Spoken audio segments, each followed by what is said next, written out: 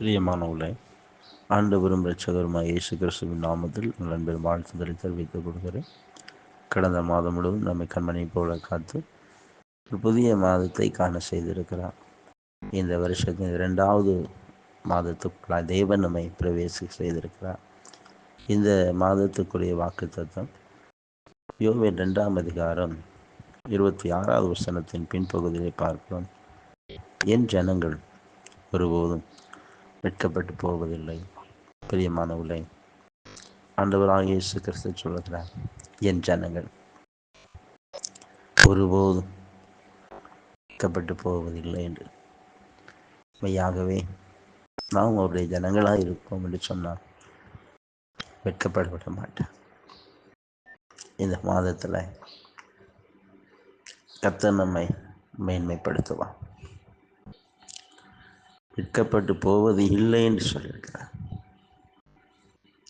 வெட்கப்பட விட மாட்டார். ஒருவேளை அப்படிப்பட்ட ஒரு சூழ்நிலைக்கு இருந்தாலும் தேவனாகிய கர்த்தர் அதில் நம்மை விடுவித்து அவர் மேன்மைப்படுத்துகிற தேவனாக இருக்கிறார். இந்த 2வது மாதம் கர்த்தர் உங்களை மேன்மைப்படுத்துவார். நாம் ஜெபிப்போம். நன்றி தகப்பனே, புதிய மாதத்துக்காக நன்றி செலுத்துகிறோம். இந்த மாதமுடைய பிள்ளைகளுக்கு ஒரு மிகுந்த ஆசீர்வாதமாக இருக்குங்கப்பா. என் ஜனங்கள் ஒருபோதும் வெட்கப்பட்டு போகுதுன்னு சொல்லியிருக்கிறீங்க. வெட்கப்பட விட மாட்டீங்கப்பா. அவர்கள் நோக்கி பார்த்து பிரகாசம் அடைந்தார்கள். அவர்கள் முகங்கள் வெட்கப்படுவதுன்னு சொன்னாங்க. பார்க்க அப்படியே உடைய பிள்ளைகள் உம்மை நோக்கி பார்த்து பிரகாசிக்க கிருபை தாங்க. இந்த மாதத்திலும் கையிட்டு செய்ய எல்லா காரியத்திலும் தெய்வ ஆசீர்வாதம் உண்டாகட்டும். பொருளாதாரங்கள் ஆசீர்வதிக்கப்படட்டும். நல்ல சரீரத்தில் ஆரோக்கியத்தை சுகத்தை பரணி தந்து நடத்துங்க.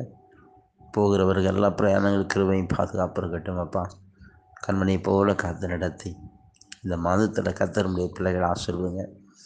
இப்படி நன்மையினால் நிறைத்து மகிழ பண்ணுங்க. அளவில்லாத கிருபை இறக்கம் ஒவ்வொரு பிள்ளைகளை குடும்பங்களை சூழ்ந்து கொள்ளட்டும்.